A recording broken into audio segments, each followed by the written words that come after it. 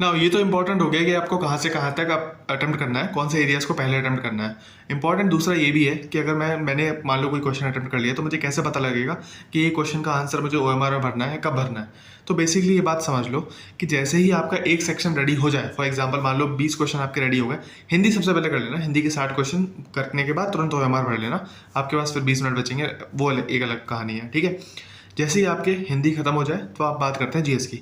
GS का आपने start कर दिया, जीएस के आपके पास ओएमआर भी है, साथ ही साथ आप भरते जाओगे, वो गलत टेक्निक होगी। एक क्वेश्चन करोगे फिर ओएमआर भरोगे, वो बहुत गलत टेक्निक होगी, बहुत ज़्यादा समय लगेगा, क्योंकि आपका फ्लो बार बार टूटेगा ओएमआर भरने के लिए।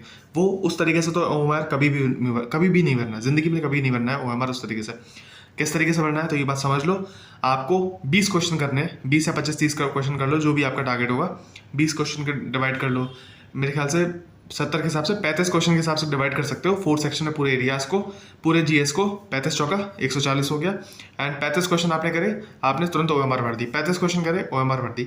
इस तरीके से आप अप्रोच कर सकते हो। दूसरा तरीका, दूसरी इसी में एक सब अप्रोच है जो आप ध्यान दो कि एक होता है कि भाई मैंने क्वेश्चन अटेम्प्ट कर लिया, भाई अब मुझे क्वेश्चन पता कैसे लगेगा कि वो सही है गलत है, इसका कुछ आइडिया तो है नहीं।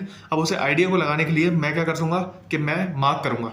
मैं मार्क कैसे करूंगा, मैं पेंसिल या पेन जो भी यूज़ करूंगा उसको मैं यूज़ करूंगा, ठीक है।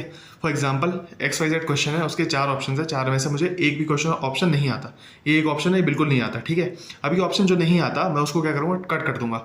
अब जब बाद में जब मैं पूरा पेपर स्कैन कर लूँगा तो मुझे ये वाला ऑप्शन बिल्कुल भी नहीं देखना, बिल्कुल भी नहीं देखना, इसके ऊपर मुड़ के भी नहीं देखना। ये बात आपको ध्यान रखनी है। इस क्वेश्चन की तरफ मुड़ के देखना ही पाप हो जाएगा, क्योंकि ये समय ले जाएगा। बट ऐसे ही there will be certain question जो आप पूरा एक्सप्लेन कर सही कर पाओगे, उसको टिक कर दो, ताकि आप जब भी दूसरे उसमें रीडिंग में हो तब आपको उस पर ध्यान ना देना पड़े। ओके।